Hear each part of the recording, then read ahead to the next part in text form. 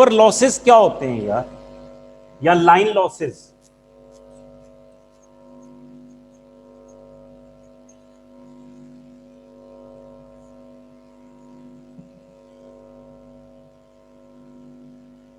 क्या होते हैं ये?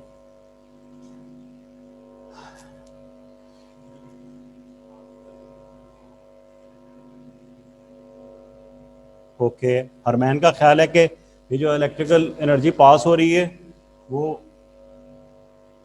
गड़बड़ हो जाती है, हीट में कन्वर्ट होती है तो उसकी लॉसेस हो जाती हैं। ऐसा होता है भला? तारें रेड हॉट हो जाती हैं कभी? होती हैं? नहीं सर। नहीं होती। नहीं होती। गर्म होती होंगी? Yes sir. शायद। शायद हो जाए। ठीक है, तो हरमैन जो कह रहे हैं कि पावर लॉसेज और लाइन लॉसेज का मतलब है कि तार में जो potential in the form of heat transfer हो रहा है वो। Do you agree with it और नॉट, या you want to add something to it? Hold on.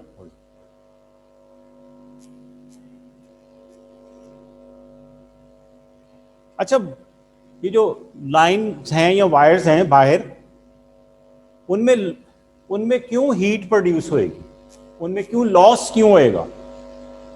अगर हरमैन का ये ख्याल है तो समरीन आप भी रुक जाएं जरा, आप भी रुक जाओ Abdurrahman. Some of the energy is lost because of the cable's resistance. All right, okay Mariam जी।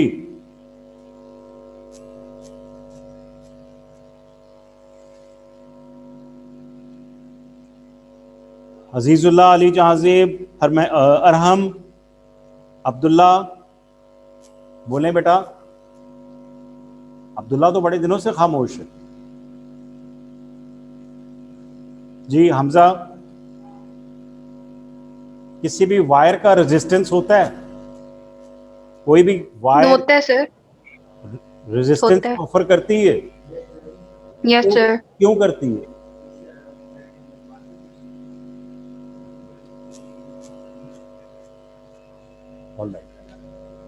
बिल्कुल ठीक है। सो जो जितने कंडक्टर्स होते हैं उनका रेजिस्टेंस लो होता है। पुअर कंडक्टर्स या इंसुलेटर्स का बेतहाशा रेजिस्टेंस होता है, इसलिए उनमें से करंट पास ही नहीं करता। सो सारे कंडक्टर्स एक जितना करंट पास करते हैं, एक जैसे अच्छे कंडक्टर्स होते हैं? वेरिएशन है। No sir. राइट, कॉपर क्या है? गुड कंडक्टर, ठीक है। तो हमने उसकी ओल्ड बेटर कंडक्टर। हाँ, हमने उसकी वायर्स बनाई हुई हैं ये मोटी वाली।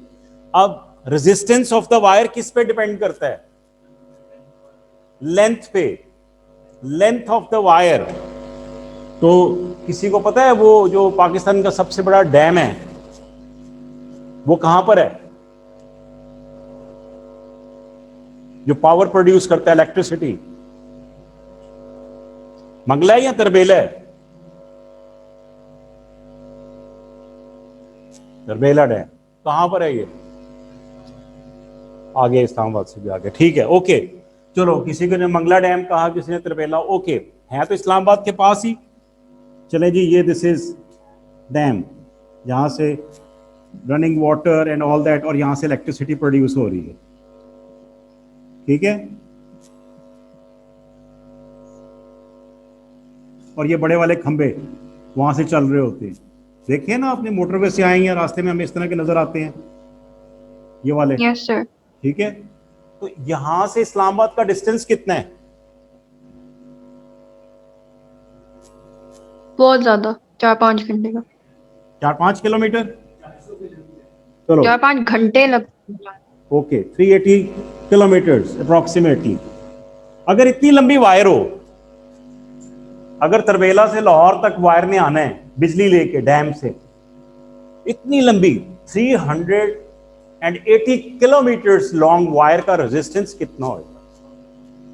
तो बेटा अगर मैं यहां से 220 वोल्ट से इसको भेजूं, 220 वोल्ट्स जो हमारे घरों में यूज होता है, 220 वोल्ट्स, मेरा घर यहां पे है लाहौर में, 380 किलोमीटर्स, मेरे घर में ये जो बल्ब है ये चलेगा? Yes sir. कोई भी नहीं चले। और बेटा ये तो मंदिर तक नहीं पहुंचेगा, झेलम से भी पहले खत्म हो जाएगी। हाँ जी, ओके। होता क्या है, इतने लाइन लॉसेस हैं भाई, इतना रेजिस्टेंस है वायर का। ओके, तो ये सारे के सारे क्या होते हैं, पावर लॉसेस, लाइन लॉसेस। ठीक है, अब हम करते क्या हैं, हम करते ये हैं, देखो ये ट्रांसपोर्ट कौन कर रहा है, ये पोटेंशियल लेके कौन जा रहा है, वायर के अंदर क्या चीज चलती है, इलेक्ट्रॉन्स।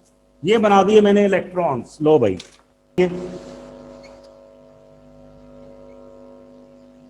लेट्स सपोज ये बेतहाशा इलेक्ट्रॉन्स है, और ये 220 वोल्ट्स पता है कितना, इतनी इतनी एनर्जी लेके आ, टू द पॉइंट।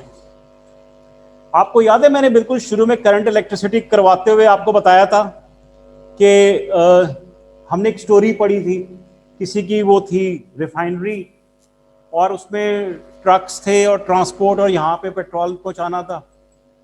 अच्छा, ऑल राइट, इमेजिन करो कि trucks they are electrons, imagine करो, और आपने घर शिफ्ट करना है अपना, इस्लामाबाद से लाहौर, लेट्स सपोज आपने ट्रक्स मंगवा लिए, और एक ट्रक का किराया इस्लामाबाद से लाहौर का, लेट्स सपोज राउंड करके बता रहा हूं, लेट्स सपोज 20,000 है। ठीक है, आपने क्या किया जी, अपना फ्रिज उठाया, ट्रक में रख दिया, ट्रक वाले से कहा जाओ शाबाश, वो फ्रिज लेके आ रहा है जी लाहौर। दूसरे ट्रक में आपने अपना एलसीडी रख दिया, चल भाई तू भी जा। तीसरे में बैटरी रख दिए। ये क्या है, इलेक्ट्रॉन्स, थोड़ा थोड़ा पोटेंशियल लेके आ रहे हैं। हम यहां पे क्या लगाते हैं, स्टेप अप ट्रांसफार्मर। क्या लगाते हैं यहां पे, ये लग गया स्टेप अप ट्रांसफार्मर, और उसने 220 वोल्ट जो प्रोड्यूस हो रही थी उसको कन्वर्ट किया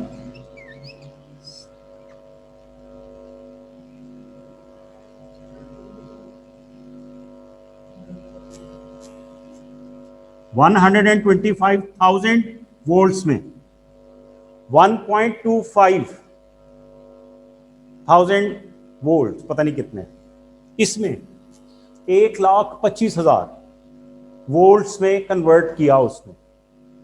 ठीक है, और एक इलेक्ट्रॉन के ऊपर हमने एनर्जी डाल दी। पता है किस तरह हो गया वो इलेक्ट्रॉन, ये एनर्जी हो गई जनाब। चलना, अब जाओ, यानी आपने वो एक ट्रक लिया, वो देखा आपने कभी तूड़ी वाला ट्रक, वो इतना बड़ा सा, वो कपड़े कुपड़ा बांध के उन्होंने तंबू सा उसके ऊपर लगाया, वैसा ओवरलोड करके ट्रक भेज रहे हैं आप सामान सारा। यस, तो स्टेप अप ट्रांसफार्मर ने क्या किया, एक एक इलेक्ट्रॉन को, एक एक कूलम को इतना इतना पोटेंशियल दे दिया, 125,000 वोल्ट्स पकड़ा दिया उसने। ठीक है जी, तो और जब नंबर ऑफ कूलम्स कम कर दी।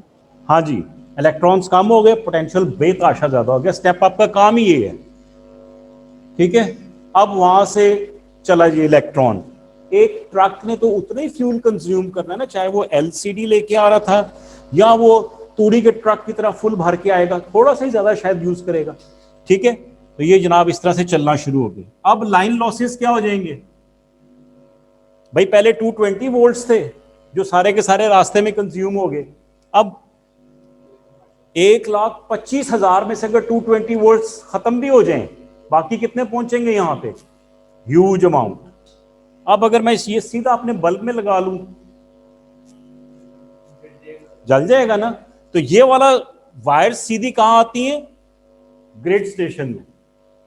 ठीक है बेटा, अब ग्रिड स्टेशन यहां से जी, ये आ गया ग्रिड स्टेशन। मैं ये मिटा दूं ताकि आपको थोड़ा समझ में आए। ह्यूज वोल्टेज ग्रिड स्टेशन में आती है, और हरमैन ने सही कहा कि ग्रिड स्टेशन पे 3 जगहों पे जाती है इलेक्ट्रिसिटी।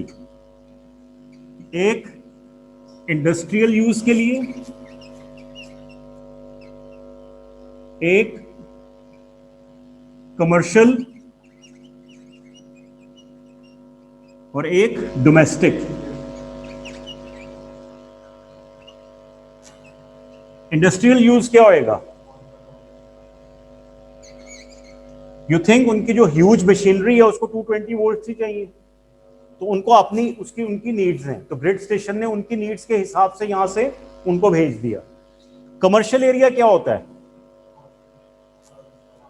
शॉप्स, मार्केट्स, और वहां पे देखे एक शॉप में उन्होंने 50-50 लाइट्स लगाई हुई होती हैं, तो उनकी भी कंजम्पशन हमसे कहीं ज्यादा होती है। तो कमर्शियल एरिया को भी एक और तरह की चाहिए होती है पावर सप्लाई। डोमेस्टिक में एक नॉर्मल एवरेज चाहिए होती है। तो यहां से ग्रिड स्टेशन इसको डिस्ट्रीब्यूट करता है। ठीक है बेटा, वो कैसे करते हैं? वो ट्रांसफार्मर्स लगाते हैं। ठीक है बेटा, तो इस तरह से हमने यहां से तरबेला से मंगला से उसको मेन लाइंस, इसको नेशनल ग्रिड कहते हैं, मेन लाइंस को नेशनल ग्रिड से हमने ग्रिड स्टेशन तक बिजली पहुंचाई। ग्रिड स्टेशन ने उसको डिस्ट्रीब्यूट कर दिया into industrial areas, commercial areas and houses के लिए। ठीक हो गया? और ये हम करते किस तरह से हैं?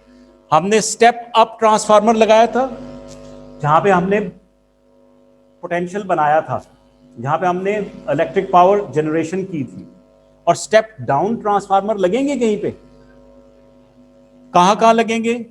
ग्रिड स्टेशन में, घरों के बाद। स्टेप डाउन, शाबाश।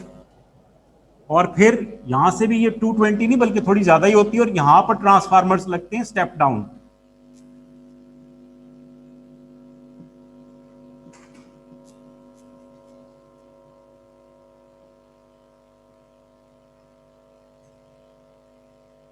ऑलराइट, यहां पे था स्टेप अप। ये अब समझ में आ रहा है बेटा ट्रांसफार्मर का फायदा क्या और नुकसान क्या है? उसका फायदा ये है कि हम इस तरह से पावर लॉसेस, लाइन लॉसेस को कम कर लेते हैं when we increase the potential, and obviously power तो सेम रहेगी, तो करंट क्या हो जाएगा? डिक्रीज, यानी कम ट्रक्स, कम इलेक्ट्रॉन्स बहुत ज्यादा पोटेंशियल को लेके जाएंगे, तो लाइन लॉसेस कम से कम हो जाएंगे।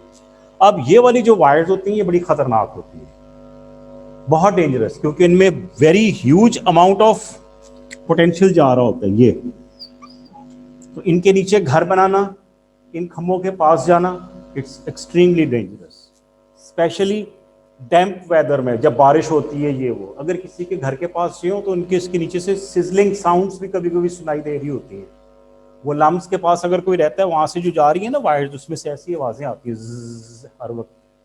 ठीक है सर, अभी भी आ रही है ना? ओके, तो ये बेटा इनसे ध्यान रखना होता है कि आप बचें। ऑल राइट जी, क्वेश्चंस प्लीज।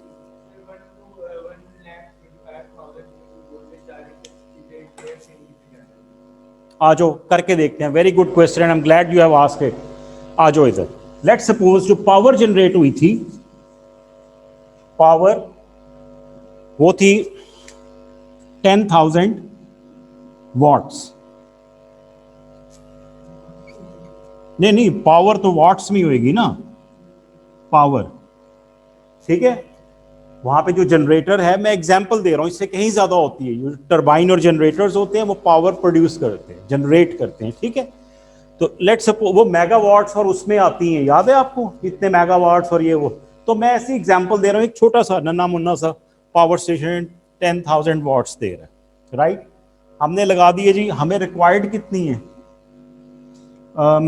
लेट्स सपोज ये है, और इसमें ये P1 है, V1 लेट्स सपोज 250 वोल्ट्स, और I1 हम निकाल लेते हैं ताकि ये तीनों का कॉम्बिनेशन हमें पता लग जाए।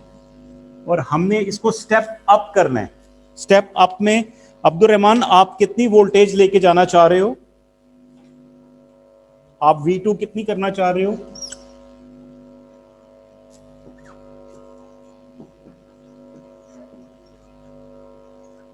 वन टू 100,000 वोल्ट ये करना चाह रहे हो? कर लेते हैं जी, हम कर लेते हैं। चलें जी, पावर ऐसा तो हो ही नहीं सकता। क्यों नहीं हो सकता सर इतनी ज्यादा तो नहीं। हौसला तो करें बेटा, हौसला।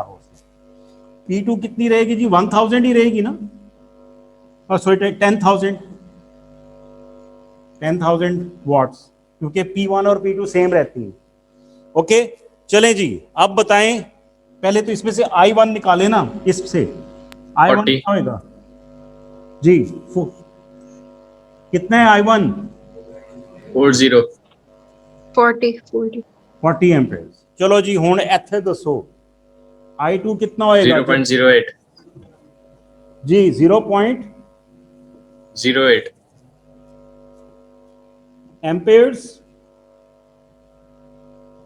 हुआ है कि नहीं हुआ? यस अब आप लोगों को मैं एक तरीका बताऊं जिससे आप अपने घर में ट्रांसफार्मर बना लो, या घर में, यस अल्लाह करे 5 मिनट, हाँ है, हो जाएगा, बन जाएगा आप लोग। लो जी, अच्छा यार ये बताओ मुझे, ये अब्दुल रहमान कौन सा मैंने ट्रांसफार्मर लगाया होगा, स्टेप अप या स्टेप डाउन? Step up. उसने पोटेंशियल को इंक्रीज किया या डिक्रीज किया है? इंक्रीज कर दिया। इंक्रीज किया। बेटा पता है Increase. कितना इंक्रीज कर दिया उसने? हाँ ये जो है ना Many times. 125,000 वोल्ट्स का मतलब पता है क्या है? अगर आप खुदा ना खास्ता कोई बंदा हाथ लगाए ना वायर को तो क्या होएगा? ये उसके जितने जॉइंट्स है ना ये खुल जाएंगे। यस, और वो बहुत फॉर्चुनेट होगा अगर वो एवेपोरेट ना हो गया। Yes, I know one incidence जिसमें इस तरह से हुआ था। आज टाइम नहीं है इसलिए आज नहीं सुना रहा हूं, कल सुनाऊंगा। ओके, ये वाला वाकया मुझे याद करवाना है। ओके जी, आओ जरा ये मैं आपको बताऊं कि कैसे बना सकते हैं आप ये transformer at home.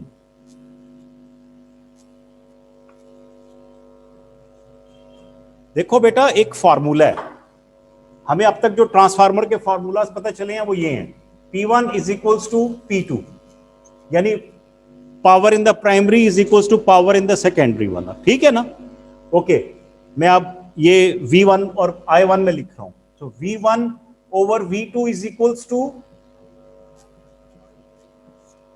I2 over I1 शाबाश, I2 ओवर I1। रिमेंबर ये दो फार्मूले हैं ना, एक और फार्मूला भी है। देखो हम कहां से पावर को, सॉरी पोटेंशियल को कहां से चेंज करते हैं? नंबर ऑफ टर्न्स के साथ। तो फिर V1 ओवर V2 की जो रेशो है वो डिपेंड करती है number of turns, sorry N1 over N2 की रेशो के साथ, ठीक है? The ratio between the two potentials of the core depends upon the number of turns in the two cores, ठीक है? सो V1 ओवर V2 की रेशो एग्जैक्टली वही होगी जो N1 ओवर N2 की रेशो होगी। ये फार्मूला याद कर लो। यस, रिपीट करिएगा। जी प्लीज, मैं बताता हूं। V1 ओवर V2 की जो रेशो है वो एग्जैक्टली सेम होती है, इक्वल होती है N1 ओवर N2 की।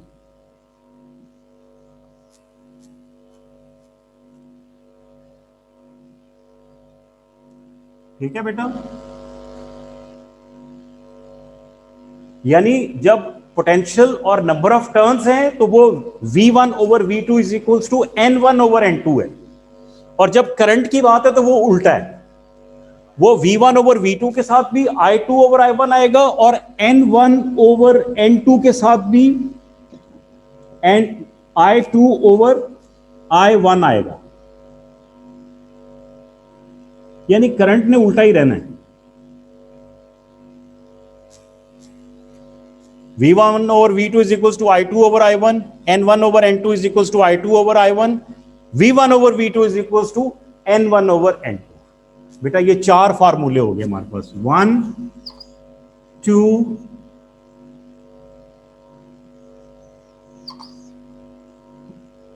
This is 3 and this is 4। ठीक है? अब एक और सवाल बेटा, अगर इसमें N1 अभी एक मिनट रुको, अगर इसका N1 जो था इस स्टेप अप ट्रांसफार्मर का N1 वाज 10 टर्न्स,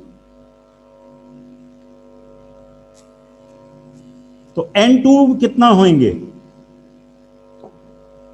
निकालो जी V1 over V2 is equal to N1 over N2 के साथ। बताओ मुझे, अगर N1 में 10 टर्न्स थे तो N2 में कितने टर्न्स हमें लगाने पड़ेंगे?